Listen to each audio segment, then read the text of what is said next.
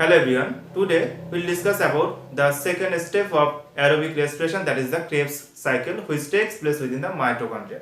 And previously we have discussed about the glycolysis which takes place within the cytoplasm. তাহলে আমরা glycolysis যখন পড়েছি সেটা সাইটোপ্লাজমের মধ্যে ঘটছিল এবং সেখানে আমাদের respiratory substrate glucose change into 3 carbon containing pyruvic acid আর পাইরুভেটে কনভার্ট হচ্ছিল। তাহলে পাইরুভিক অ্যাসিড যেটা ফর্মেশন হয়েছে সেটা কোথায় আছে? সাইটোপ্লাজমের মধ্যে। আমাদের ক্রেবস সাইকেল কোথায় হবে? মাইটোকন্ড্রিয়াতে। তাহলে পাইরুভিক অ্যাসিড যেটা সাইটোপ্লাজমে তৈরি হয়েছে সেটা মাইটোকন্ড্রিয়ার মধ্যে এন্ট্রি করলে তবেই আমাদের ক্রেবস সাইকেলটা শুরু হবে, কারণ পাইরুভিক অ্যাসিডটা এর পরে অ্যাসিড কোএনজাইমে চেঞ্জ হয় এবং তারপর সেটা ক্রেবস সাইকেলে অংশ নেবে। তাহলে সেই এনজাইমগুলো সবই মাইটোকন্ড্রিয়ার মধ্যে প্রেজেন্ট থাকছে। তাহলে প্রথমে গ্লাইকোলাইসিস পদ্ধতিতে যে আমাদের পাইরুভিক অ্যাসিড তৈরি হয়েছে সাইটোপ্লাজমে সেটাকে কোথায় এন্ট্রি করতে হবে? মাইটোকন্ড্রিয়ার মধ্যে। তাহলে আমরা ক্রেবস সাইকেলের মধ্যে এন্ট্রি করতে পারবো বা ক্রেবস সাইকেলটা শুরু হবে। তাহলে আমরা দেখি কিভাবে মাইটোকন্ড্রিয়ার মধ্যে আমাদের পাইরুভিক অ্যাসিড এন্ট্রি হচ্ছে এবং ক্রেবস সাইকেলটা শুরু হচ্ছে। তাহলে আজকে আমাদের টপিক হচ্ছে ক্রেবস সাইকেল। Krebs cycle.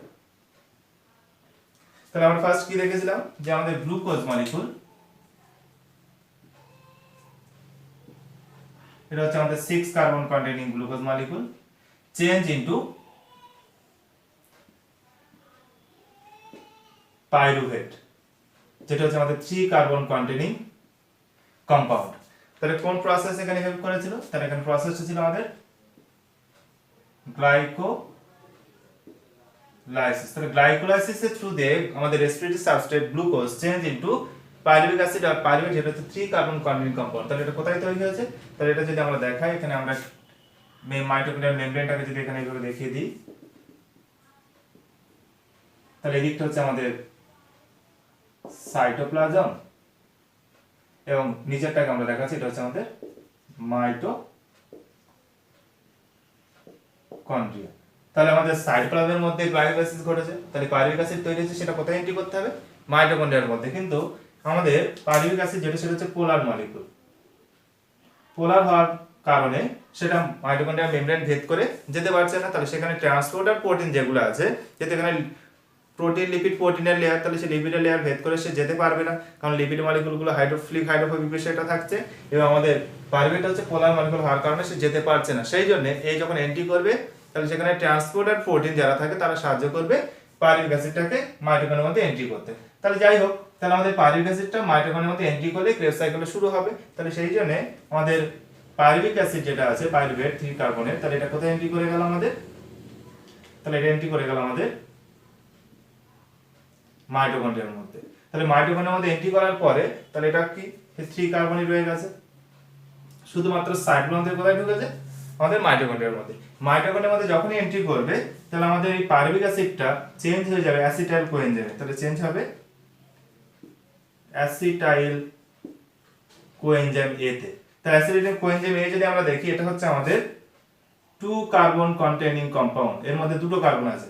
তাহলে পাইরুভিক অ্যাসিড হচ্ছে 3 কার্বন কন্টেনিং কম্পাউন্ড, কিন্তু আমাদের অ্যাসিটাইল কোএনজাইম হচ্ছে 2 কার্বন কন্টেনিং কম্পাউন্ড। তাহলে নিশ্চয়ই এখানে কার্বন লস হয়েছে, তার কার্বনটা কি রূপে লস হবে? তাহলে এখানে আমরা যদি দেখি CO2 রূপে আমাদের কার্বনটা লস হবে, অর্থাৎ এখানে ডিকার্বক্সিলেশন হচ্ছে। ডিকার্বক্সিলেশন হলো একই সঙ্গে পাইরুভেটটা অক্সিডাইজ হচ্ছে কিসে? অ্যাসিটাইল কোএনজাইমে। তাহলে যেহেতু এখানে অক্সিডেশন ঘটছে তাহলে কারো না কারো রিডাকশন হবে। তাহলে রিডাকশনটা কার হচ্ছে? তাহলে আমাদের NAD। তাহলে NAD এখানে রিডিউস হবে কিসে? NADH2 তে রিডিউস হয়ে যাচ্ছে। তাহলে এখানে NAD রিডাকশন হচ্ছে এবং পাইরুভিক অ্যাসিডের অক্সিডেশন হচ্ছে। তাহলে এখানে ওই জন্য বলে অক্সিডেটিভ ডিকার্বক্সিলেশন। তাহলে এখানে যে ফেজটা ঘটছে এটাকে বলা হয় অক্সিডেটিভ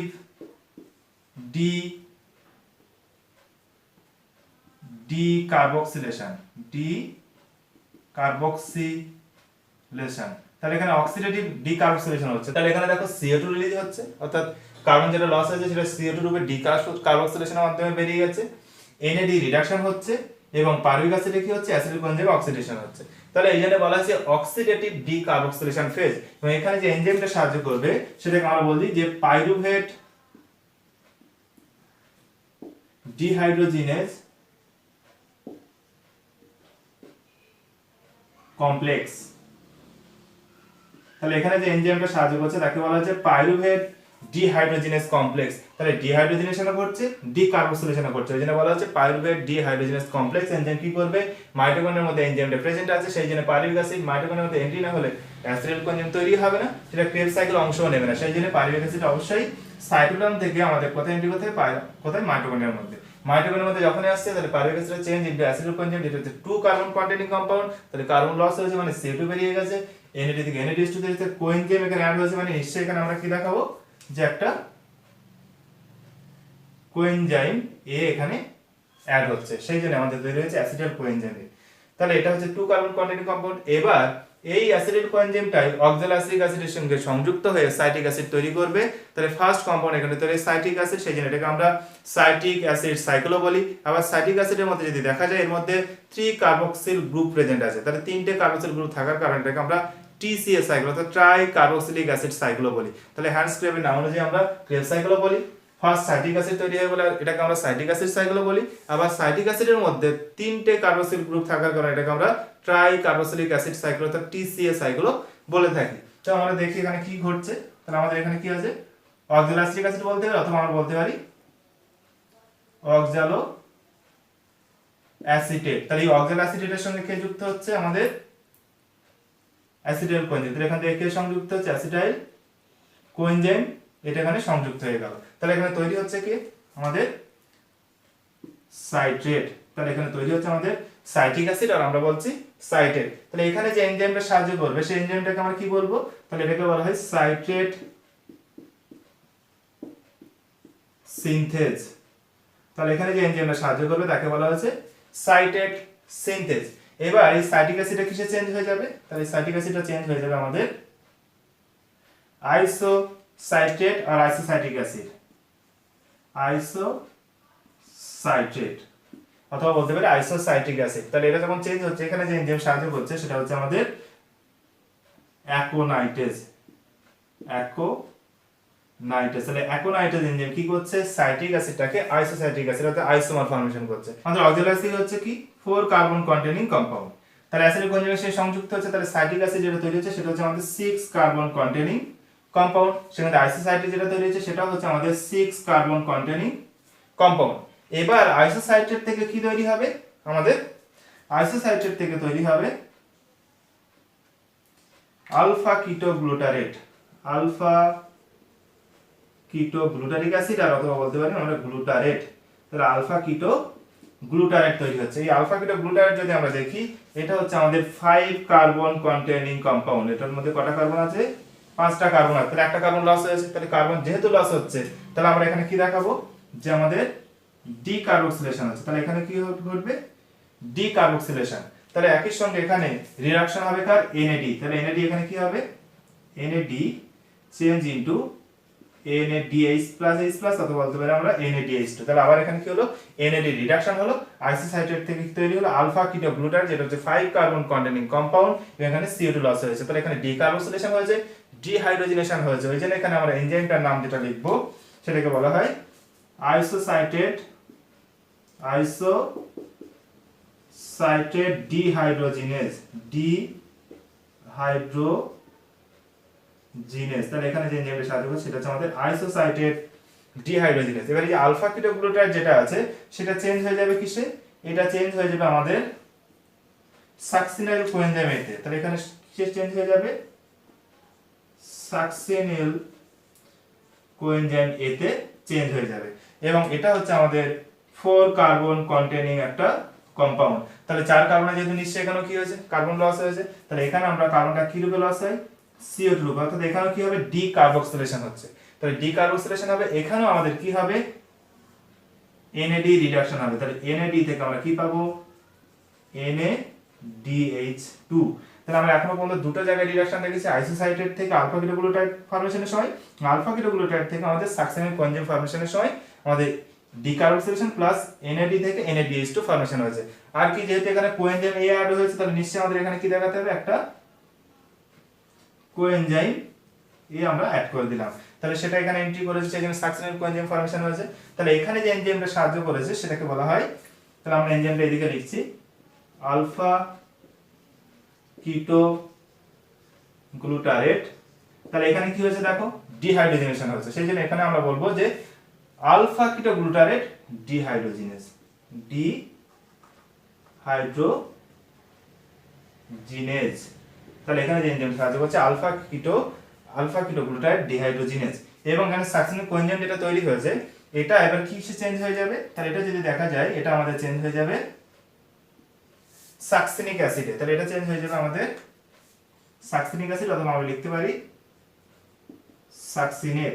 তাহলে যখন এখানে সাকসিনিক অ্যাসিডে চেঞ্জ হয়ে যাচ্ছে, তাহলে এখানে আমরা যদি দেখি এখান থেকে আমরা কি পাবো, জিডিপি থেকে আমরা জিটিপি পাবো, জিডিপি থেকে জিডিপি, এবং একই সঙ্গে এখান থেকে কোএনজাইমটা কি হয়ে যাবে, কোএনজাইমটা এখান থেকে রিলিজ হয়ে যাবে। তাহলে কোএনজাইম এ রিলিজ হয়ে গেল, সাকসিনিক কোএনজাইম থেকে আমরা পেয়ে যাচ্ছি সাকসিনিক অ্যাসিড আর সাকসিনেট। তাহলে এখানে দেখো আমাদের 4 কার্বন কন্টেনিং কম্পাউন্ডই তৈরি হচ্ছে। তাহলে এখান থেকে এবার পরপর আমরা যা পাবো সব কটা হচ্ছে 4 কার্বন কন্টেনিং কম্পাউন্ড। তাহলে এখানে সাকসিনিক অ্যাসিড তৈরি হয়েছে, এখানে আমাদের কি হয়েছে, এই প্রসেসটা যখন ঘটেছিল বা এই স্টেপে আমাদের জিডিপি থেকে জিটিপি হয়েছে, অর্থাৎ এখানে আমরা এনার্জি পাচ্ছি জিটিপি রূপে, সেই জন্য এটাকে বলা হয় সাবস্ট্রেট লেভেল ফসফোরিলেশন। তাহলে আমাদের ক্রেবস সাইকেলের একটা জায়গায় মাত্র সাবস্ট্রেট লেভেল ফসফোরিলেশন হয়, সেটা হচ্ছে আমাদের এই যে জিডিপি থেকে জিডিপি ফর্মেশন। তাহলে পরে আবার এই জিডিপি যেটা আছে, জিটিপি যেটা তৈরি হয়েছে, তাহলে আমরা এডিপি যদি দেখাই, তাহলে এডিপি থেকে কি তৈরি হয়, আবার এটিপি তে কনভার্ট হয়ে যাবে। মানে জিডিপি যেটা রূপে পাচ্ছি সেটা পরবর্তীকালে আবার এটিপি তে কনভার্ট হয়ে যাবে। মানে কিভাবে, এই জিটিপি তে আবার যখন জিডিপি তে কনভার্ট হয়ে যাবে, তাহলে যে ফসফেটটা ছাড়বে সেই ফসফেটটাকে কে নিয়ে নেবে, এডিপি। তাহলে এডিপির সঙ্গে সেই ফসফেট অ্যাড হয়ে গেলে সেটা এটিপি তে কনভার্ট হয়ে যাবে। তার মানে আমরা যেটা জিডিপি রূপে পাচ্ছি আসলে সেটা পরবর্তীকালে আবার কি হচ্ছে, এটিপি তেই কনভার্ট হচ্ছে, ফলে আমরা এটিপি পাচ্ছি বলতে পারি। তাহলে সাকসিনিক কোএনজাইম থেকে সাকসিনিক অ্যাসিড তৈরির সময় এই জায়গাটাতেই মাত্র আমাদের সাবস্ট্রেট লেভেল ফসফোরিলেশন ঘটেছে। তাহলে এখানে কি বলছি আমরা, সাবস্ট্রেট লেভেল ফসফোরাইলেশন। তাহলে এখানে কি ঘটেছে, সাবস্ট্রেট লেভেল ফসফোরাইলেশনটা এখানে আমাদের ঘটেছে। এবার সাকসিনিক অ্যাসিডটা কিসে চেঞ্জ হয়ে যাবে, তাহলে সাকসিনিক অ্যাসিড যদি দেখি আমরা, সেটা চেঞ্জ হয়ে যাবে আমাদের ফিউমারিক অ্যাসিডে। তাহলে সেটা চেঞ্জ হয়ে যাবে আমাদের ফিউমারিক অ্যাসিড, বা আমরা বলতে পারি ফিউমারেট। এবং এখানে যে এনজাইমটা কাজে লেগেছিল সাকসিনিক কোএনজাইম থেকে সাকসিনেট তৈরি হওয়ার সময়, সেটা আমরা এখানে লিখছি, এটা হচ্ছে আমাদের সাকসিনেট থায়োকাইনেজ।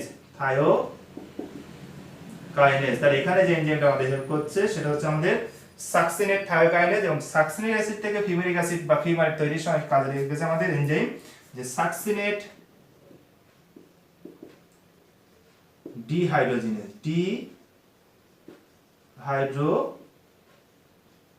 তাহলে এখানে আমাদের কাজে এসেছে সাকসিনেট ডিহাইড্রোজিনেজ এনজাইম।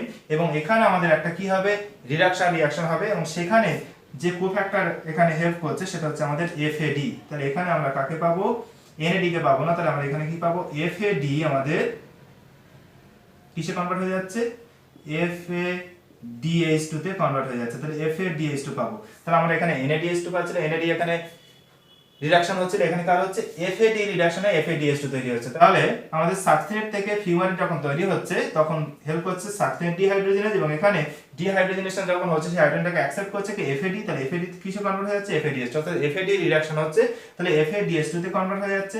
এবার এই যে আমাদের ফিউমার যেটা আছে সেটা ফাইনালি এবারে কিসে কনভার্ট হয়ে যাবে, এরপরে ম্যালেটে বা ম্যালিক অ্যাসিডে। তাহলে এখান থেকে আমরা কি পাবো, ম্যালিক অ্যাসিড, অথবা আমরা লিখে দিলাম ম্যালেট। তাহলে এখানে যে এনজাইম সাহায্য করবে সেটা হচ্ছে আমাদের ফিউমারেজ এনজাইম এখানে সাহায্য করবে ফিউমারিক অ্যাসিড থেকে ম্যালিক অ্যাসিডে কনভার্সন হওয়ার জন্য। এবার ফাইনালি আমাদের ম্যালিক অ্যাসিডটা চেঞ্জ হয়ে যাবে কিসে, আবার অক্সালোঅ্যাসিটিক অ্যাসিড বা অক্সালোঅ্যাসিডেটে কনভার্ট হয়ে যাবে। তাহলে আমরা এখানে যে কটা মলিকিউল দেখেছি, তাহলে succinic acid, fumaric acid, malic acid সবই হচ্ছে 4 কার্বন কন্টেনিং কম্পাউন্ড। তাহলে এবার ম্যালিক অ্যাসিড থেকে যখন অক্সালোঅ্যাসিটিক অ্যাসিড তৈরি হচ্ছে, আবার আমাদের কি হবে, ডিহাইড্রোজেনেশন হবে। মানে এখানে যে এনজাইমটা সাহায্য করবে সেটা হচ্ছে আমাদের ম্যালেট ডিহাইড্রোজিনেজ, তাহলে এখানে যেটা সাহায্য করছে সেটা হচ্ছে আমাদের ম্যালেট ডিহাইড্রোজিনেজ এনজাইম। এবং যেহেতু ডিহাইড্রোজেনেশন হচ্ছে তাহলে অবশ্যই এখানে কি হবে, আমাদের যদি দেখানো যায় তাহলে NAD চেঞ্জ হয়ে যাবে কিসে, NADH2 তে। তাহলে আমরা এখানে যেটা দেখলাম যে আমাদের গ্লাইকোলাইসিসে কি হচ্ছে, respiratory substrate glucose 6 carbon containing compound through glycolysis change into pyruvic acid সেটা হচ্ছে 3 কার্বন কন্টেনিং কম্পাউন্ড, সেটা কোথায় ঘটেছে সাইটোপ্লাজমে। তাহলে এটা পোলার মলিকুল হওয়ার কারণে ট্রান্সপোর্টার প্রোটিনের সাহায্যে হোক বা যেভাবে হোক তাকে এন্ট্রি করতে হবে। তাহলে এখানে মেইনলি কিসের সাহায্যে, ট্রান্সপোর্টার প্রোটিনের সাহায্যে পোলার পাইরুভিক অ্যাসিডটা মাইটোকন্ড্রিয়ার মেমব্রেন ভেদ করে এন্ট্রি করে গেল।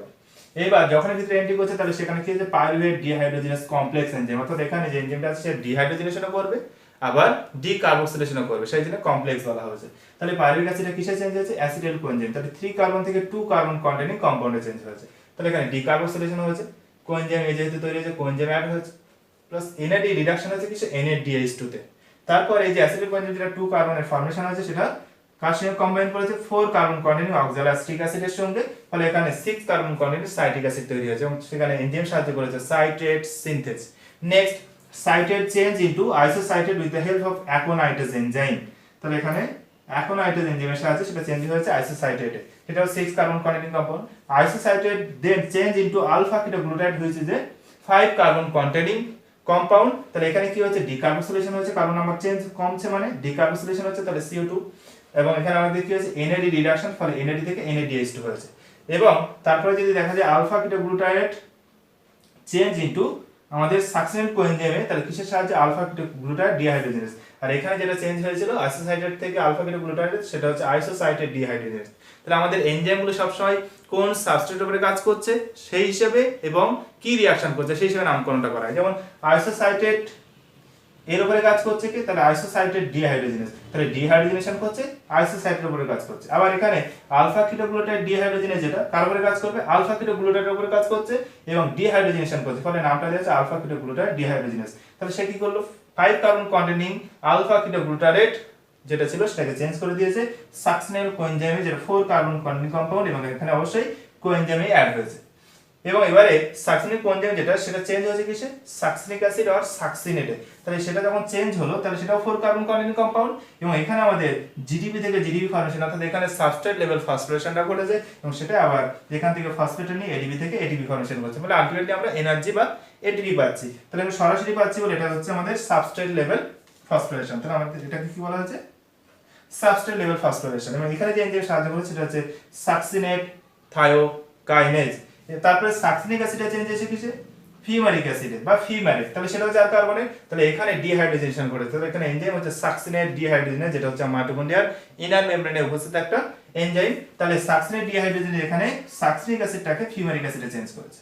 এবার এখানে যেটা দেখছি যে এখানে যে হাইড্রোজেনটার যেটা রিলিজ হচ্ছে সেটাকে অ্যাকসেপ্ট করছে কি FAD, তাহলে এখানে FAD রিডাকশন হচ্ছে কি সে FADH2 তে। তাহলে এখানে শুধুমাত্র কোফ্যাক্টর FAD, না তো বাকি যে জায়গাগুলো আমরা দেখেছি সেখানে NAD সে হাইড্রোজেনটাকে অ্যাকসেপ্ট করছিল। তাহলে এবার ফিউমারিক অ্যাসিডে চেঞ্জ হয়েছে কি ম্যালিক অ্যাসিডে বা ম্যালেটে, সেটা হচ্ছে ফিউমারিক এনজাইমের সাহায্যে, সেটাও 4 কার্বন কন্টেনিং কম্পাউন্ড। এবং তারপরে ম্যালিক অ্যাসিড যেটা বা malate finally change into oxaloacetic acid. তাহলে আবার অক্সালোঅ্যাসিটিক অ্যাসিড তৈরি করেছে, মানে সে আবার পুনরায় অ্যাসিডিক এনজাইমের সঙ্গে সংযুক্ত আবার এই সাইকেলটাকে কনজুগেশন করবে, সেই জন্য পুনরায় অক্সালোঅ্যাসিটিক অ্যাসিড ফর্মেশন হচ্ছে। তাহলে এখানে আমাদের এনজাইম সাহায্য করছে ম্যালেট ডিহাইড্রোজেনেস। তাহলে ম্যালেট ডিহাইড্রোজেনেস মানে ম্যালিক অ্যাসিডের উপরে কাজ করবে, ডিহাইড্রোজেনেশন হবে। তাহলে ডিহাইড্রোজেনেশন যখন হচ্ছে তাহলে NAD থেকে NADH2 তৈরি হলো। তাহলে আমাদের কোন কোন জায়গা আমরা রিডাকশন দেখছি NAD, তাহলে এই একটা জায়গা, এই একটা এবং এটা, তাহলে তিনটে জায়গা আমরা রিডাকশন দেখছি।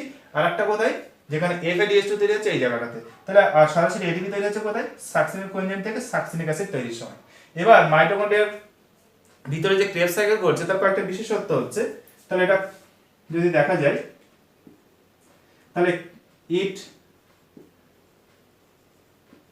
টেকস প্লেস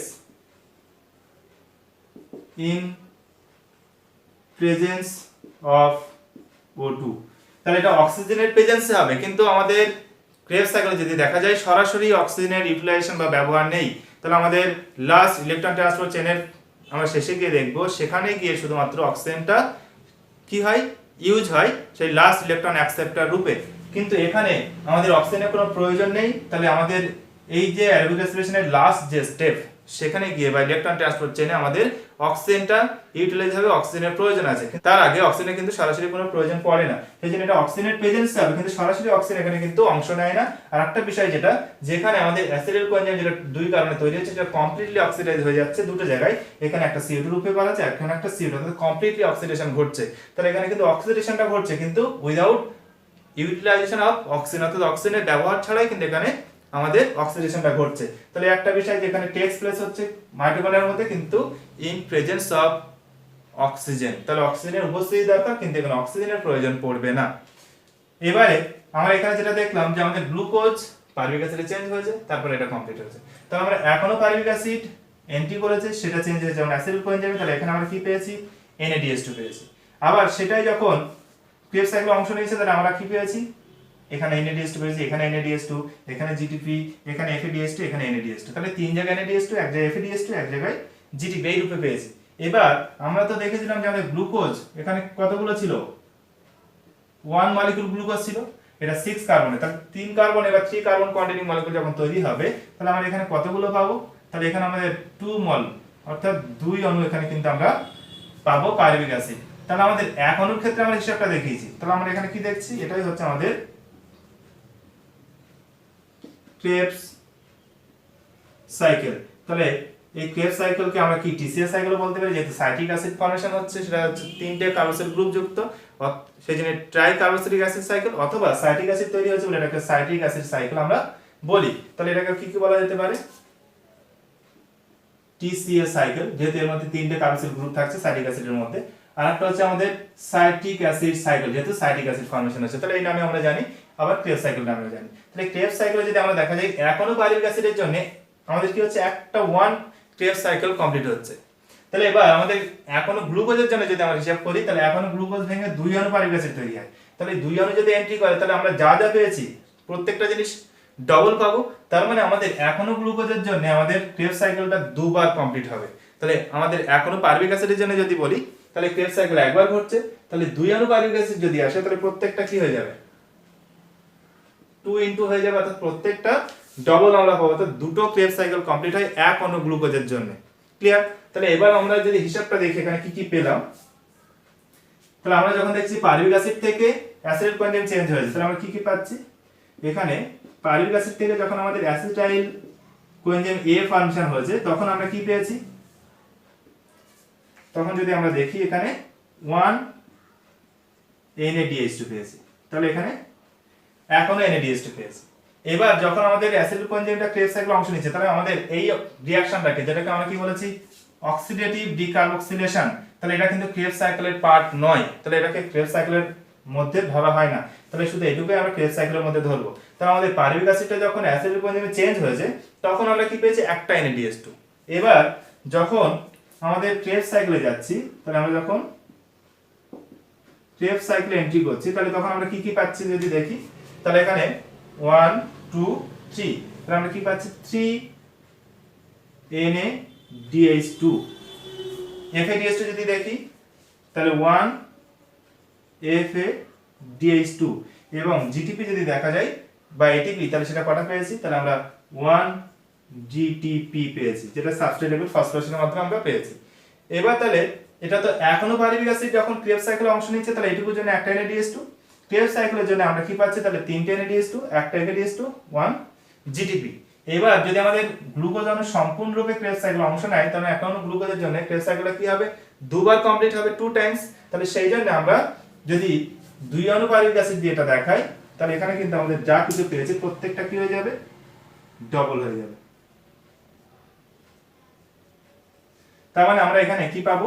NADH2 দুটো পাবো, এখানে 6টা পাবো, এখানে হচ্ছে দুটো FADH2 পাবো, এখানে দুটো GTP পাবো। তাহলে প্রত্যেকে যা পাবো সেটা কিন্তু ডবল হয়ে যাবে। এই হচ্ছে বিষয়। এবারে যে NADH2 পেলাম, তাহলে NADH2 এটা চেক রূপে পেয়েছি। তাহলে 1 NADH2 থেকে আমরা কি পাবো? 3 ATP পাবো, 3 ATP। এবং আমাদের 1 FADH2 যদি আমরা দেখি, 1 FADH2, এটাকে যখন আমরা এনক্যাশ করব, তাহলে কটা পাবো? 2 ATP। তাহলে এখানে দুটো ATP পাবো। তাহলে আমরা কি পেলাম ক্রেবস সাইকেলে? তাহলে মূল উদ্দেশ্য কি? তাহলে মূল উদ্দেশ্য হচ্ছে আমাদের পারভিক অ্যাসিডটা ক্রেবস সাইকেল মাইটোকন্ড্রিয়ার মধ্যে এন্ট্রি করার পর অ্যাসিডিক কোএনজাইমে চেঞ্জ হয়েছে, সেখানে আমরা NADH2 অর্থাৎ রিডিউসিং পাওয়ার পেয়েছি। আবার ক্রেবস সাইকেল যখন হচ্ছে, তখন আমরা তিনটে জায়গায় রিডিউসিং পাওয়ার পাচ্ছি, একটা জায়গায় FAD রিডিউসিং পাওয়ার হিসেবে পাচ্ছি। তো যাই হোক, ক্রেবস সাইকেল যদি দুবার কমপ্লিট হচ্ছে, এক অণু গ্লুকোজের জন্য 2 অণু পারভিক অ্যাসিড, তাহলে এক অণু পারভিক অ্যাসিডের জন্য একটা ক্রেবস সাইকেল, 2 অণু পারভিক অ্যাসিডের জন্য এই রিঅ্যাকশন দুবার ঘটবে, ক্রেবস সাইকেলও দুবার ঘটবে। তাহলে এই জন্য টোটাল আমাদের NADH2 FADH2 হিসাবটা করে লেখা হলো। এবার আমরা যদি দেখি এই যে NADH FADH যেগুলো পাওয়া গেছে এগুলো হচ্ছে রিডিউসিং পাওয়ার, এদের মধ্যে যে এনার্জিটা আছে সেটা ইউটিলাইজেশন করে আমরা এর পরের ভিডিওতে দেখবো যে ইলেকট্রন ট্রান্সপোর্ট চেইনে ইউটিলাইজেশন হওয়ার পরে কিভাবে ATP ফর্মেশন করছে। তাহলে সেই জন্য আমাদের তখন NADH2 ভাঙিয়ে অর্থাৎ চেকটাকে ভাঙিয়ে যে ATP পাবো সেটা হচ্ছে 3টে করে ATP, আর একটা করে FADH2 ভাঙিয়ে আমরা পাবো 2টো করে ATP। তাহলে এবার আমরা যদি পাইরুভিক অ্যাসিড থেকে অ্যাসিডিক কনজুগেট চেঞ্জ যখন হচ্ছে তাহলে কটা NADH2 পাচ্ছি, তাহলে আমরা এখানটাতে যদি দেখি কটা ATP পাবো, তাহলে আমাদের 2টো NADH2, তাহলে প্রত্যেকটা থেকে কটা করে 3টে, তাহলে আমরা এখানে পাবো 6 ATP। এবার আমরা যদি ক্রেবস সাইকেলে আসি তাহলে এখানে 3টে NADH2 তৈরি হচ্ছিল একটা সাইকেলে, দুটো সাইকেলে কটা হবে 6টা NADH2, তাহলে 6টা NADH2 মানে হচ্ছে আমাদের 6 × 3 ATP, তাহলে এখানে কতগুলো পাবো 18 ATP পাবো। তাহলে এখানে আমাদের 18টা ATP পাওয়া যাবে ক্রেবস সাইকেল এই পার্ট থেকে, এবং এখানে NADH2 থেকে কটা করে পাওয়া যাবে আমাদের 2টো করে, তাহলে কটা তৈরি হচ্ছে 2টো, তাহলে আমাদের 4 ATP এখান থেকে পাবো। তাহলে 18 আর 4 22 হলো, এবং আমরা সরাসরি এখানে GTP রূপে কটা পাচ্ছি, GTP মানে তো সেটা কনভার্ট হচ্ছে কিসে ATP তে, তাহলে সেখান থেকে পাচ্ছি কত, তাহলে এখান থেকে আমরা কি পাচ্ছি 2 ATP। তাহলে টোটাল ক্রেবস সাইকেলে আমাদের ATP কতগুলো হচ্ছে 24 ATP। তাহলে কোথায় এটা ক্রেবস সাইকেলে, শুধুমাত্র ক্রেবস সাইকেল হিসাব করলে তাহলে NADH আমাদের কটা হচ্ছে টোটাল 6টা হচ্ছে, তাহলে 6টার 3টে করে ATP বলে 18 ATP। FADH কটা করে পাচ্ছি 2টো, তাহলে আমাদের দুটোর প্রত্যেকটার জন্য 2টো করে পাবো, তাহলে 4 18 4 22, আর এখানটাতে সরাসরি কি পাবো একটা সাইকেলে একটা, আবার একটা সাইকেলে আরেকটা, তাহলে আমাদের টোটাল 2টো, তাহলে এই যে 24টা। তাহলে আমরা যেহেতু এইটুকুকে ক্রেবস সাইকেলের মধ্যে ধরছি তাহলে ক্রেবস সাইকেলে ATP উৎপাদন কিন্তু 24, এবং যদি আমরা টোটাল পাইরুভিক অ্যাসিড থেকে ধরি তাহলে কিন্তু এই 6টা যুক্ত হবে, তখন আমরা 30টা, তাহলে ওই জন্য টোটাল এখানে 30টা, পাইরুভিক অ্যাসিড থেকে অ্যাসিডিক কনজুগেট চেঞ্জ হওয়ার জন্য 6টা, ক্রেবস সাইকেল হচ্ছে 24টা, এবং আমাদের গ্লাইকোলাইসিস পদ্ধতিতে আমরা কটা পাই 8টা, তাহলে এই টোটাল হচ্ছে 38 ATP আমরা সেলুলার রেসপিরেশনের ক্ষেত্রে পেয়ে থাকি। তাহলে এই হচ্ছে আমাদের ক্রেবস সাইকেল। তাহলে ক্রেবস সাইকেলে মেইনলি পাইরুভিক অ্যাসিড যেটা আছে সেটা মাইটোকন্ড্রিয়ার মধ্যে এন্ট্রি করার পর অ্যাসিডিক কনজুগেট চেঞ্জ হবে, তারপর বিভিন্ন ইন্টারমিডিয়েট যৌগ তৈরি করার মাধ্যমে সে আবার অক্সালোঅ্যাসিডিক অ্যাসিডে ফিরে আসবে। কিন্তু মেন উদ্দেশ্য বা লাভ কি হলো, তাহলে এখানে রিডিউসিং পাওয়ার যেগুলো তৈরি হয়েছে এদের মধ্যে যে এনার্জিটা আছে সেই এনার্জি গুলোকে, অর্থাৎ NADH FADH যেটা তৈরি হলো এরা হচ্ছে রিডিউসিং পাওয়ার বলা হয় এদেরকে। তাহলে এদের রিঅ্যাকশন হওয়ার পরে যে রিডিউসিং পাওয়ার বা NADH FADH ফর্মেশন হচ্ছে সেটাই এরপর ইলেকট্রন ট্রান্সপোর্ট চেইনে ইউটিলাইজেশনের মাধ্যমে আমরা ATP পাবো। তাহলে কটা করে ATP পাবো সেটা আমরা এখানে দেখিয়েছি, কিন্তু কিভাবে পাচ্ছি সেটা আমরা অক্সিডেটিভ ফসফোরিলেশনের মাধ্যমে ব্যাখ্যা করব। তাহলে এখানে একটা NADH2 পিছে আমরা 3টে করে ATP পাবো, একটা করে FADH2 পিছে 2টো করে ATP পাবো। তাহলে আমরা এখানে হিসাব দেখিয়েছি পাইরুভিক অ্যাসিড থেকে অ্যাসিডিক কনজুগেট চেঞ্জ যখন হয়েছে তাহলে একটা NADH2, 2টো পাইরুভিক অ্যাসিড যদি হয় তাহলে 2টো, তাহলে আমাদের একটা থেকে 3টে হলে 3 দিয়ে 6টা পাবো। এখানে আমাদের NADH2 3টে তৈরি হচ্ছে একটা সাইকেলে, দুটো সাইকেলে 6টা হবে, প্রত্যেকটা থেকে 3টে করে পাবো, তাহলে ওই জন্য 18টা। FADH2 একটা পেয়েছিলাম, দুটো সাইকেলে 2টো, তাহলে টোটাল 4টে ATP পাবো, একটা FADH2 জন্য 2টো করে, আর GTP যেটা একটা পেয়েছিলাম দুটো সাইকেলে তাহলে 2টো, তাহলে সেটা ATP তে কনভার্ট হচ্ছে। তাহলে এটা কিভাবে পেয়েছি সাবস্ট্রেট লেভেল ফসফোরিলেশনের মাধ্যমে, এখানে কি কোন কোন এনজাইম সাহায্য করে সেটা আমরা বলে দিয়েছি। তাহলে এই হচ্ছে ক্রেবস সাইকেলের মেন মোটিভ, যে রিডিউসিং পাওয়ার তৈরি করা, সেই রিডিউসিং পাওয়ার গুলোকে আমরা ইলেকট্রন ট্রান্সপোর্ট চেইনের মাধ্যমে এবং অক্সিডেটিভ ফসফোরিলেশনের মাধ্যমে আলটিমেটলি আমরা ATP প্রোডাকশন করব। তাহলে এই হলো আমাদের ক্রেবস সাইকেল সম্পর্কিত details information. Thank you so much.